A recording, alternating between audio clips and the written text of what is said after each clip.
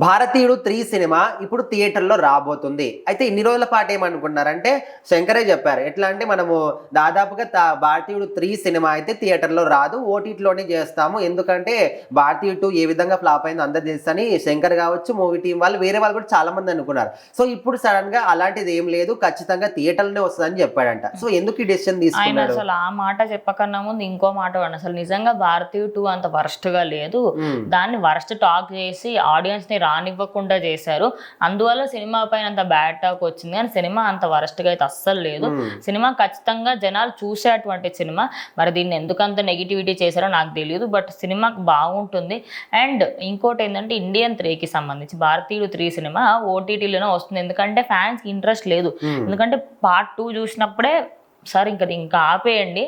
ఇప్పుడు దాన్ని ఇంకా అంటే పార్ట్ 1 చూసిన వాళ్ళకి పార్ట్ 2 చూస్తే అంటే పార్ట్ 1 అనేది అది నెక్స్ట్ లెవెల్. అది వచ్చిన అన్ని సినిమాలలో భారతీయుడు 1 అంటే ఇప్పటి కూడా అందరికి గుర్తుండిపోతుంది. అరే భారతీయుడు 2 సెల్యూట్ రాని ఇప్పటి గుర్తు చేసుకుంటారు. కానీ భారతీయుడు 2 కి అంత లేదు, అసలు లేదు. సో అసలు ఆడియన్స్ కూడా చాలా మంది థియేటర్లని ఖాళీగా ఉండే అసలు ఏమీ లేదు, కలెక్షన్ లేదు, ఏం లేదు. మరి అలాంటి సినిమాకి సంబంధించి నువ్వు ఒక సీక్వెల్ తీస్తున్నా లేకపోతే దాని నెక్స్ట్ పార్ట్ తీస్తున్నామంటే ఎలా ఉండాలి? నిజానికి మీకు భారతీయుడు 2 చూస్తే అది ఎట్లా ఉండదు తెలుసా? భారతీయుడు పార్ట్ 1 కి కంటిన్యూషన్ లాగా ఉండదు, భారతీయుడు పార్ట్ 3 కి ట్రైలర్ లాగా ఉంటుంది. మొత్తం సినిమా అంతా అంతే ఉంటుంది. అందులో అసలు ఎందుకు వస్తారు, ఎందుకు వెళ్తారు, నెక్స్ట్ పార్ట్ లో చూడండి. ఎట్లా అంటే సీరియల్ అన్నమాట. ఇది second episode, third episode next వస్తుంది. అండ్ ఇప్పుడు ఒక సినిమా మంచి హిట్ అయింది, మంచి టాక్ వచ్చిందంటే నెక్స్ట్ పార్ట్ తీయడానికి ఒక స్కోప్ దొరికినట్టు.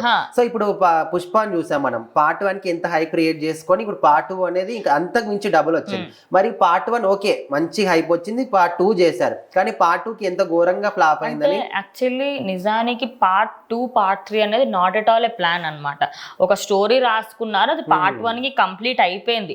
సో సెకండ్ స్టోరీ రాసినప్పుడు పార్ట్ 2 రాసినప్పుడు లెంత్ ఎక్కువ అయితే 2 పార్ట్లుగా తీద్దాము, ఈ సినిమా హిట్ అవుతుంది కదా ఎట్లాగన్న నమ్మకంతోనే ఆయన ఉన్నారు. అండ్ అదే టైంలో అక్కడ డైరెక్టర్ తోని ప్రొడ్యూసర్ తోని గొడవలు రావడం, ఆయన జైలు వరకు కోర్టు వరకు వెళ్ళడం, అదొక పెద్ద రచ్చ అయిన తర్వాత ఇంకా ఆయన కూడా సినిమా పోతేవని సినిమా దిక్కుమాలిన సినిమా అని ఆయన అన్నారు.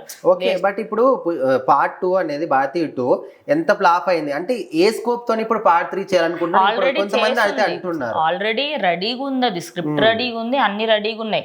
వాళ్ళకి ఏంటంటే పార్ట్ 2 కంటే పార్ట్ 3 పైన ఎక్స్పెక్టేషన్స్ ఎక్కువ ఉండడం వల్ల అది నెట్ఫ్లిక్స్ లో రిలీజ్ చేద్దాం అనుకున్నారు. కానీ దాని తర్వాత లేదు పార్ట్ 3 మీరు థియేటర్ లోనే చూడాలి. పార్ట్ 2 చూడని వాళ్ళకి కూడా ఖచ్చితంగా పార్ట్ 3 నచ్చుతుంది. సో మీరు థియేటర్ లోనే చూడాలి, థియేటర్ లోనే వస్తుంది. నెక్స్ట్ నేను అదే సినిమా పైన మొత్తం నా ఫోకస్ అంతా పెట్టబోతుందని చెప్పారు. కానీ నిజంగా అది రాకపోతే బెటర్.